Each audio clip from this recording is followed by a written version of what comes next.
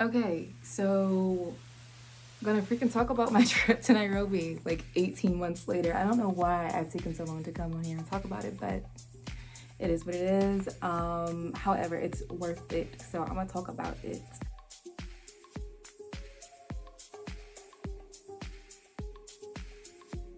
Honestly, I kind of don't even know where to begin. I guess I could talk about like my main events, like the main things that I did while I was there, or the things that happened to me while I was there. So honestly, like the reason why this is taking so long for me to record is because I'm having technical difficulties with my camera. The audio is really crappy on there, and that is killing me. So I'm gonna have to find a mic just for my camera, if one exists. So first things first, I guess I should talk about my flight getting there. My flights getting there. It was smooth, long. Everything was gravy. When I got to Nairobi, um, passport control took a long time, and it was so hot. For 12 o'clock in the morning, it was hot and humid in that airport. Wasn't feeling it, and I was cranky. I was ready to go at that point. So I finally got to my family around 12, and from there, it was like go go go go. I don't even think I really got a chance to sleep. I might have slept lightly for like maybe 3 hours before we woke up to drive to the train station to catch a 3 hour train ride to Mombasa. 3 or 4, I forget how long it was. But I was like, dang, man, it's been traveling back to back to back. I'm not complaining, I'm just realizing I did a lot.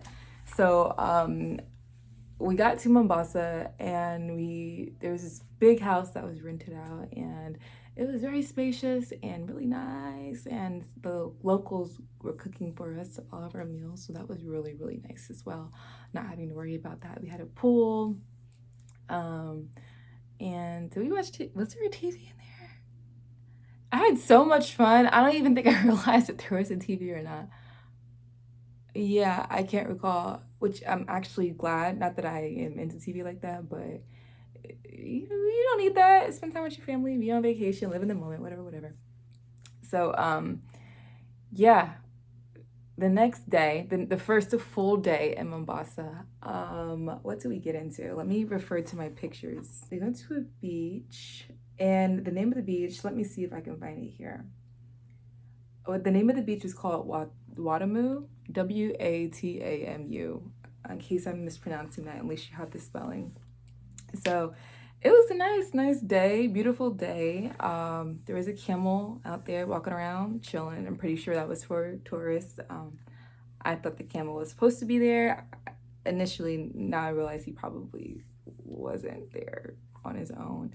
Um, we wanted to go out into the water, but the tide was really high, and I think the water was kind of rough. So we drove somewhere nearby, grabbed some food to eat. We had pizza, like different kinds of pizzas, which was really good. Better than the pizza in Naples, if I do say so myself. Don't come for me, but it was tasty. We sat, we ate, we talked, and we went back out for the water, for the boat ride. We went back out for the boat ride, and the now I don't know how to describe the boat. You can't expect too much. I realized I couldn't expect too much. I didn't really have any expectations going in, actually. But when I saw the boat, I was like, all right, okay, let's get in this thing. Let's see what it do. And so we're going against the tide, mind you, because we're going out into the ocean. And it's like we're riding bumpy waves, and water is coming, spraying, and cold, wet life jackets are on us, and I'm a little uncomfortable. So like I'm just kind of not feeling it, not feeling like I'm going to get into the water. Um, but then we finally parked. It took like 15 minutes to get out there. We parked the boat, and I'm just looking at how high the water is, not how high the water is, but how high the waves are coming up. Like just like the movement of the water. It's not like chill. It's got a lot to say, and I didn't think I wanted to listen. So I was like, in my mind, I completely turned it off. Mocha goes into the water first, and then he survives. So everybody else starts to get into the water. But again, in my mind, I was like, nah, I don't think so. My sister says she wants to jump from the side of the boat. And I'm like, oh, really? Okay. I think I want to jump with you. I don't know why that was, yeah, I wanted to jump. So uh, I jumped with her. Of course, we took pictures before we jumped, but you know, you have to do that. And then we jumped, and I was like, okay, this is fun. This is like scary fun. Like, I could die doing this. Not really. I could potentially lose my life.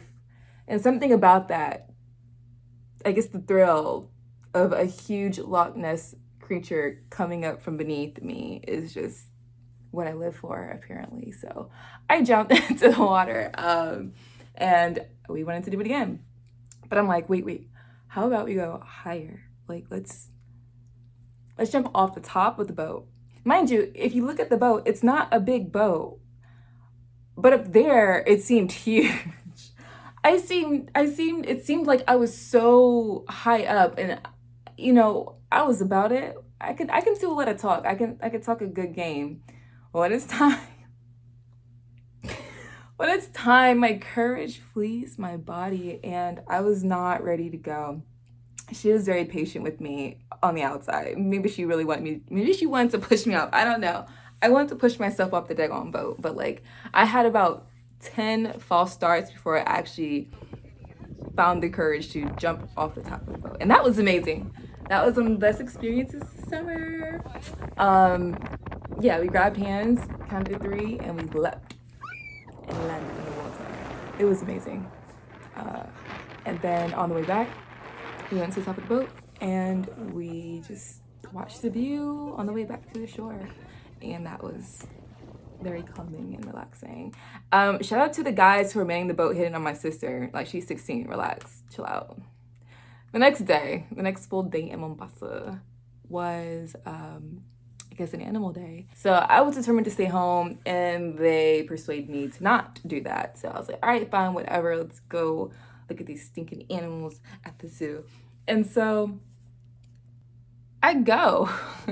And as soon as we enter the park, maybe like 2 minutes into the drive, like through the park, there is this massive tortoise. And I was like, oh my gosh. Like, listen, that alone made it worth it to me. I was like, it's so big. I wanted to get out of the car and hug it. Like, I was so amazed just at how huge the freaking creature was. I never seen that in person before, so I'm glad I went. So yeah, I did get out the car, but I didn't hug him. I didn't know if he was like gonna surprise me and be like, hey girl, don't touch me. He might be quicker than I actually think. So we park, and I think the park is called Holler Park. We parked the car at Holler Park, and there are more tortoises, so of course we're gonna go out and hang out with them. And they have very long necks. Didn't realize how long their necks were. I was thinking that these guys were pretty strong. I wanted to sit on one. I did try to put my weight onto it. This probably sounds like animal cruelty, and by no means were my intentions poor. I just was testing his strength. He looked strong. He was strong. He or she was very strong. Okay, but anyway, I was fucking around with the tortoise. Yeah, very impressed with them. I had took many pictures with them. And then there was the blue bald monkey. Or chimp, I think it's a monkey. My sister got really close to it, to take a picture of it up close. And that monkey was not playing. I don't know what he was gonna do, but he rolled up. Like, is that phone for me? Like, I think he was gonna take the phone. I'm not sure, but she pulled up. She backed up really quickly, so shout out. But yeah, I don't know if the blue testicles are like a mating thing or if it's a always there kind of thing, but they're very bright. It's kind of hard to not look. Going in to your left is like a palm. I think it's like a palm garden, and I thought that was very otherworldly. It was very beautiful. I wanted to just sit in there. I could have taken a blanket and a book and just laid out there and just been in awe looking around and basking in the greenery. But nobody else was as excited about the freaking garden as I was. Mocha was like, why does that have your attention? I'm like, because it's gorgeous. It's like, it's so beautiful. How can y'all not see this right now? Anyway, we took more pictures of tortoise. So clearly tortoise, these huge land creatures were my thing. We went to go see the crocodiles. There was a crocodile sanctuary. There was like a pretty, there was a fence, of course, in between us and the crocodiles, but it was like kind of wired so you can see really well. And I was thinking, I don't think I've ever been this close to a crocodile before. I was safe, but I was like, hey yo, like this thing here, the one that chomps down and rolls while he's underwater. I'm like within a foot distance from it. I thought that was insane, but I was impressed. I was impressed at how big they are, how long they can get, all that jazz. No, I'm not really about to talk to you about all the animals that I saw, but we did see the giraffes. We fed them. It was fun. It was great.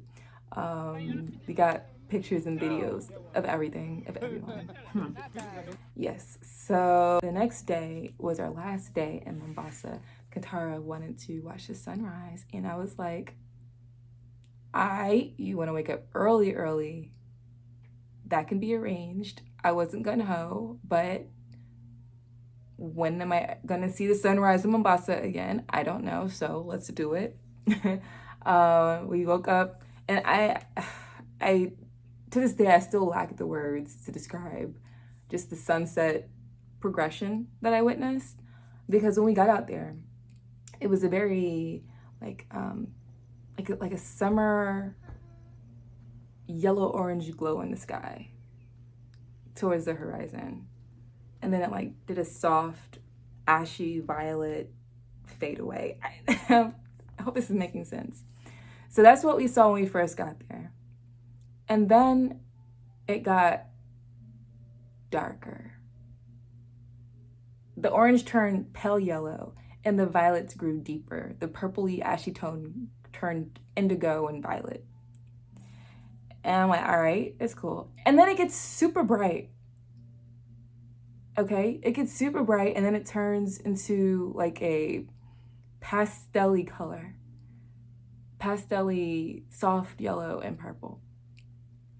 And then you start to see the sun come out. Does that make sense? I didn't think so, but maybe the videos will help, because yeah, but it was beautiful. And of course we got pictures. Ha, I always get the pictures. But yeah, it was gorgeous. So yeah, we packed up, we left, we got back on that train.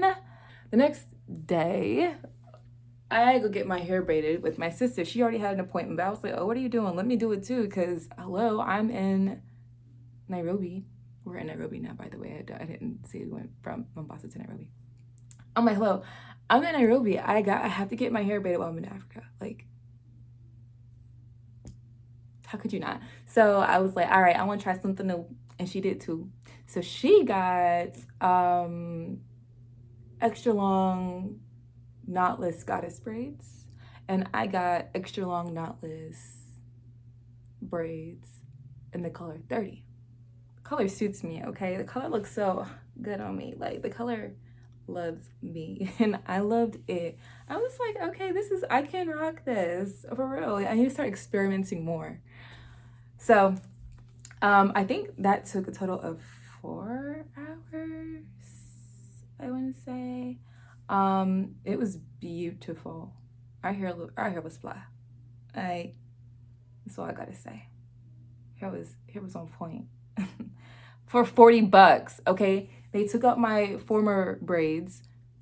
They detangled, they washed it, they deep conditioned it, and they blow dried it, and they braided it for $40. So I'll never pay $200+. I'll never play. I don't even think maybe, I don't know. I was saying before that I will never pay more than like $150 for braids here.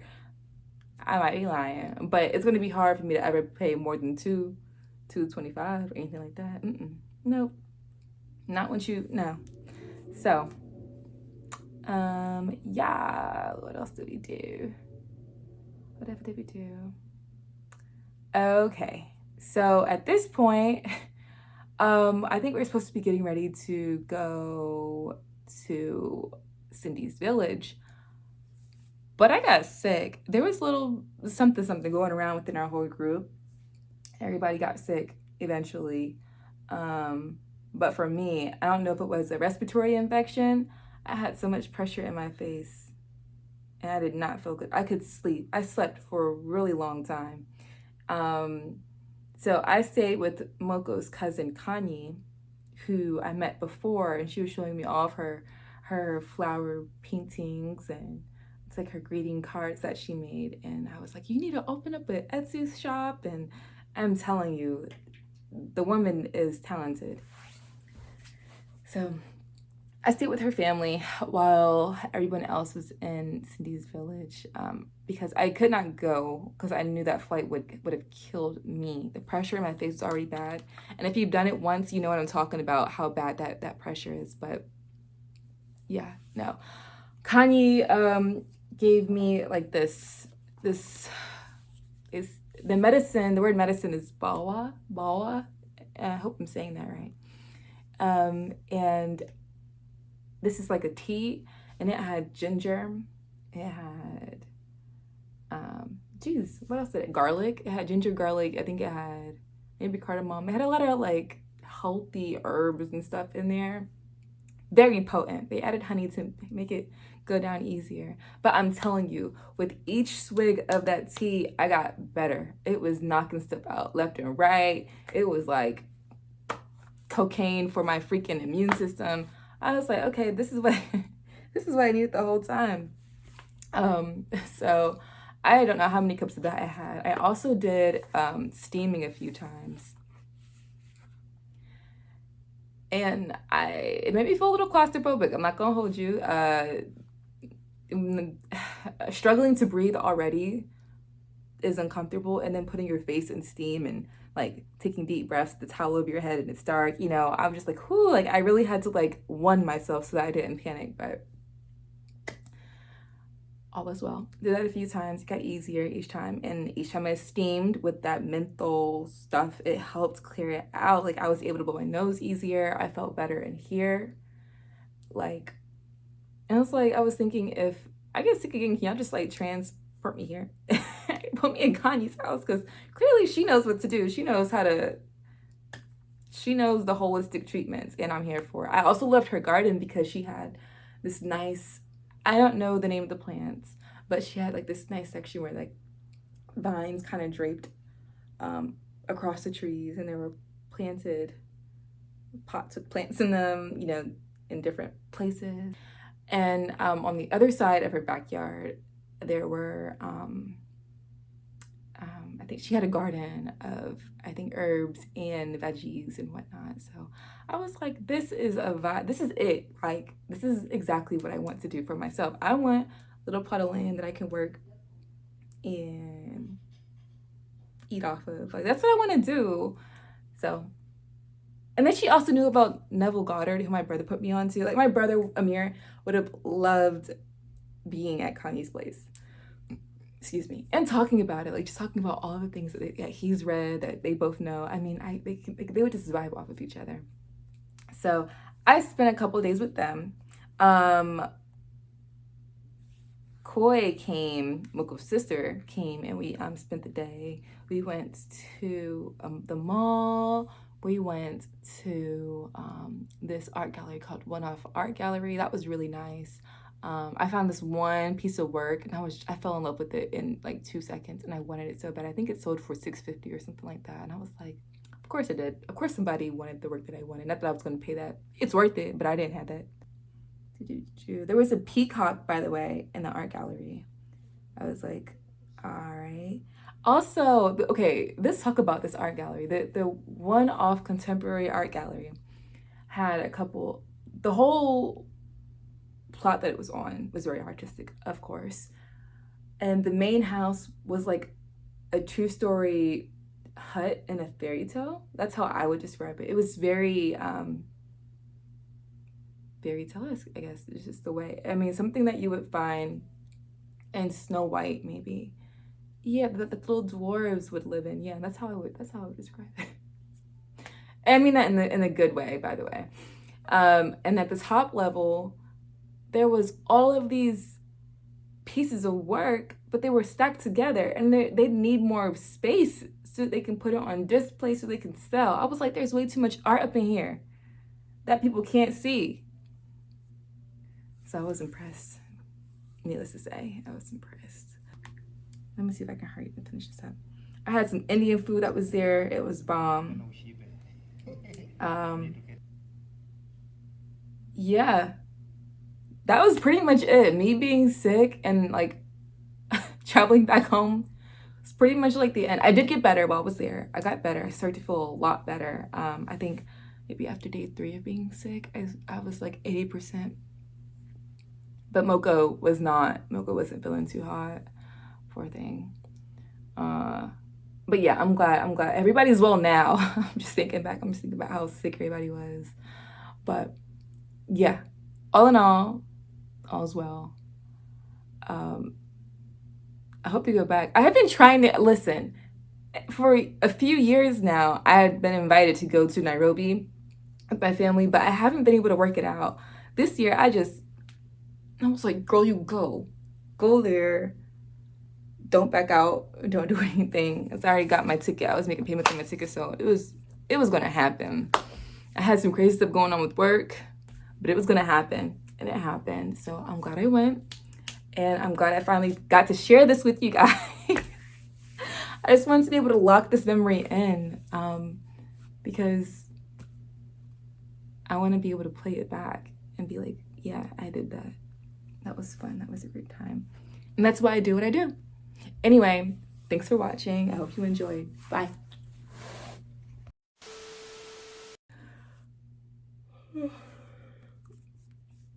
We're going to cut that yawn out of the video. Make this thing shorter. Oh, man. My iPad's about to die. We really just sat, chat, talked a bit. Wait, what?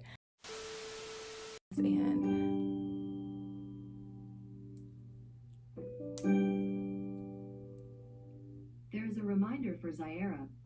Okay. Look at, it's actually walking. Oh, you're taking a picture of the walking guy. I've never seen that before. Did you get it?